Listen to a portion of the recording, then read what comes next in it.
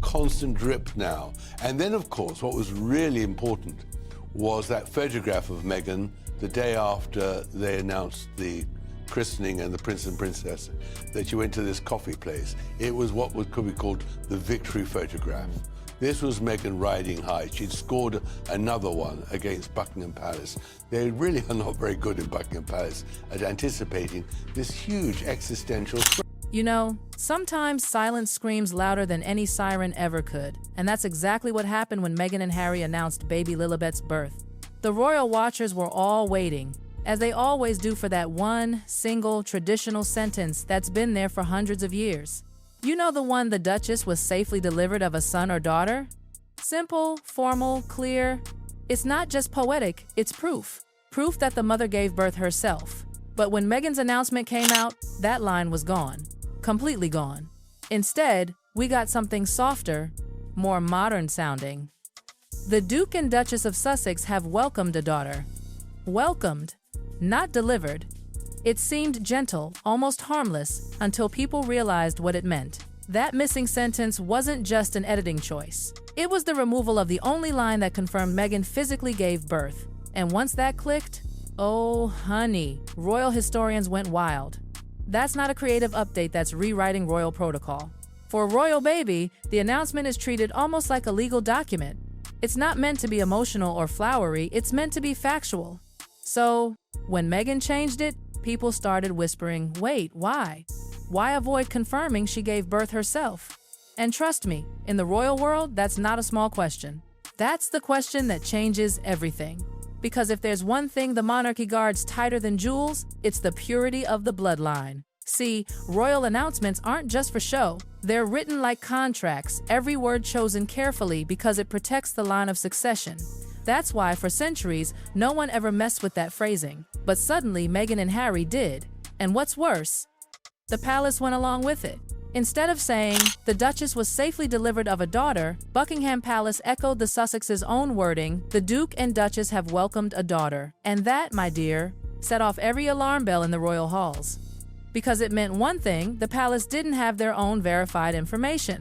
They were just repeating Meghan and Harry's statement, distancing themselves from the details. In diplomatic circles, there's even a term for it: information distancing. It's what institutions do when they're not willing to take responsibility for the truth behind someone else's claim. And that's when the whispers started turning into full-blown suspicion. If the palace didn't confirm Meghan gave birth, was it because they didn't know? Or because they knew something they couldn't say? But let me tell you, this didn't start with Lilibet. This trail of mystery began way earlier, the day Archie was born. Remember that morning? The palace released an official statement, and then, within hours, they pulled it down, rewrote it, reissued it. That has never happened in modern royal history. Ever. And insiders at the time said the problem wasn't the palace, it was the information Harry and Meghan provided. Wrong details, conflicting times, discrepancies so messy that the official record looked careless. Suddenly, people at the palace started to realize this wasn't just about wording, this was a pattern.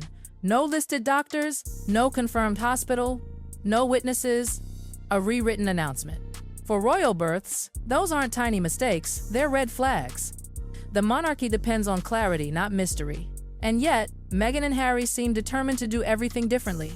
For the first time, royal advisors started whispering that they were being kept in the dark deliberately. That Meghan and Harry knew the rules but were breaking them anyway. And with that, a silent storm began brewing behind palace doors. As years passed, the questions didn't fade, they grew sharper. Because one thing never appeared: Archie's verified birthplace. Every royal baby before him had a confirmed hospital record. It's not optional. It's a legal requirement for line of succession. But in Archie's case, nothing. No hospital confirmed it, no doctor signed it, no registry matched the palace's statement. To this day, no official witness, no document, no named medical team. Just silence. And you know what insiders said? They'd never seen anything like it. And then came Lilibet, and that's when the paper trail got even stranger. Because when people started looking at her birth certificate, they noticed something odd, not in the words, but in the numbers. You see, in California, every birth certificate number starts with 104. It's the state code, every single one. But Lilibet's reportedly began with 105, which actually aligns with an entirely different state. Now, that doesn't automatically mean it's fake, but it does mean it doesn't fit the normal California pattern, and no one ever explained why. For any regular family, that would be meaningless. But for royals, every detail matters, every digit counts. And then, just when that little mystery started making headlines, another twist dropped, this time about the doctor who supposedly delivered Lilibet. According to records, she abruptly ended her medical practice just 2 weeks after the royal birth. No interviews, no statements, no celebration, nothing. Just vanished. That's not illegal, of course. But honey, that's weird. Doctors who deliver royal babies usually become part of history. They're honored. Their names appear in newspapers, sometimes even knighted. But in this case, total silence. And so, the puzzle started fitting together in a very unsettling way. Missing sentences, strange certificates, vanished doctors. It was like every piece of clarity had been quietly removed. And then came something even more shocking, not from paperwork, but from inside Meghan's own house. A former staff member, someone who worked at the Montecito home, claimed she was there during the very months Meghan was supposed to be heavily pregnant with Lilibet. And guess what she said? She never once saw a baby bump. Not once. She said Meghan looked radiant, active, busy, but not pregnant. Then later, when she watched the Netflix series showing Meghan with a large belly, she was floored. She said, "That's not the Meghan I saw every day."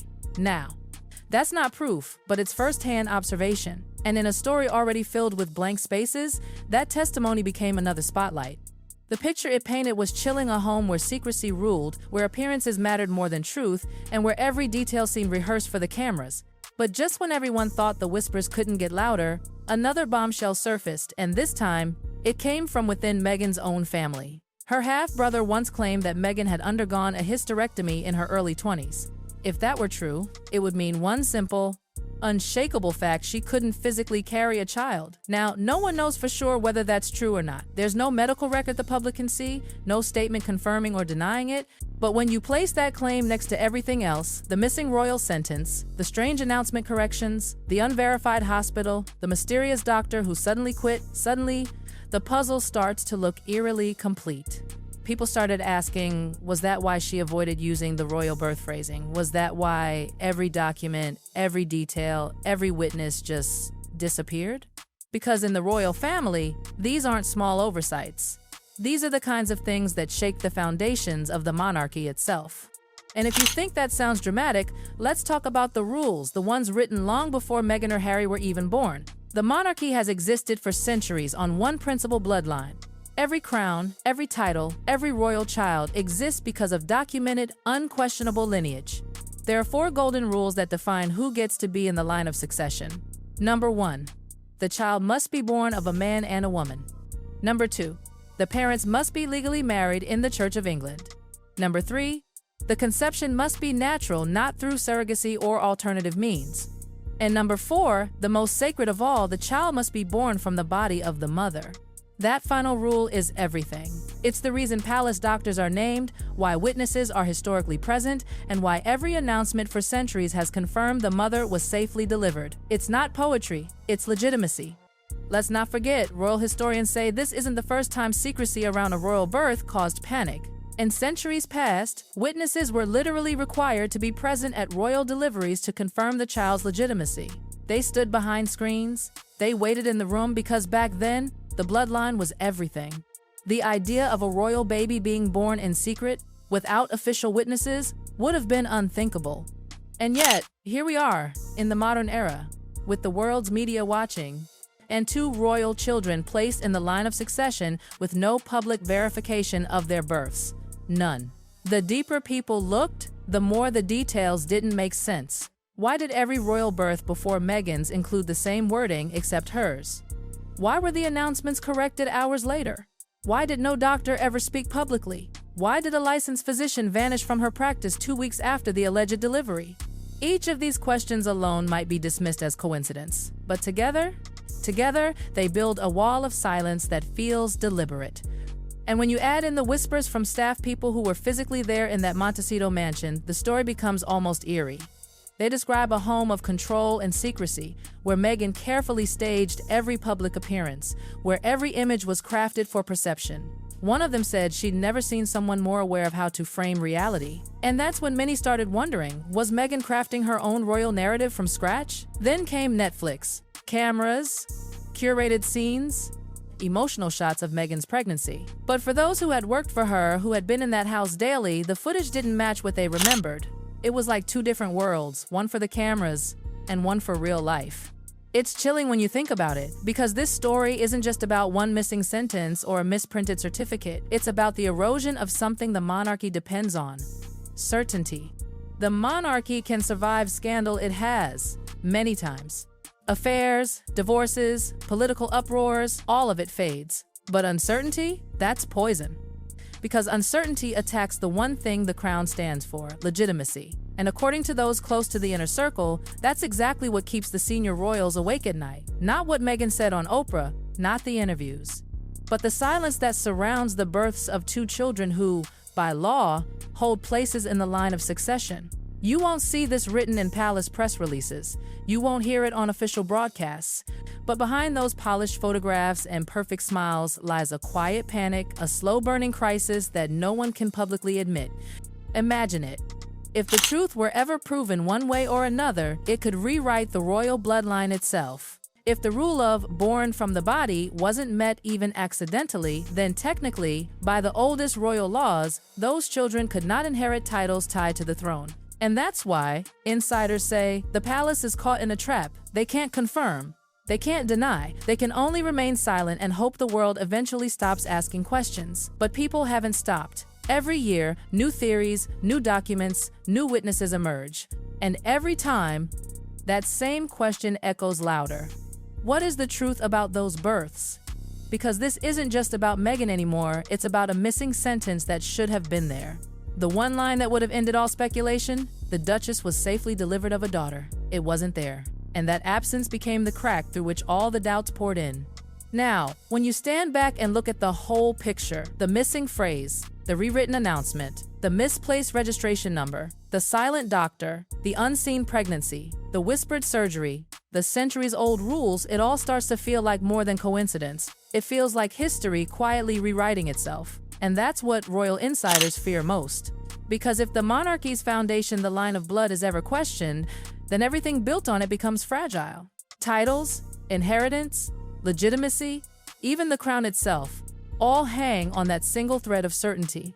And when that certainty disappears, what's left? This isn't a shouting scandal. It's not a tabloid tantrum. It's quieter, more dangerous. It's a story told in silence, sealed files, and knowing glances behind palace doors. A story where both sides, the palace and the Sussexes, know more than they'll ever say. Because once silence replaces truth, the monarchy stops being a matter of heritage and becomes a matter of faith. And faith, once broken, is almost impossible to repair.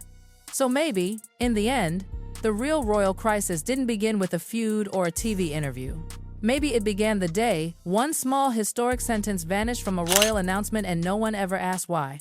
That, dear listener, is the moment when the future of the crown quietly began to tremble.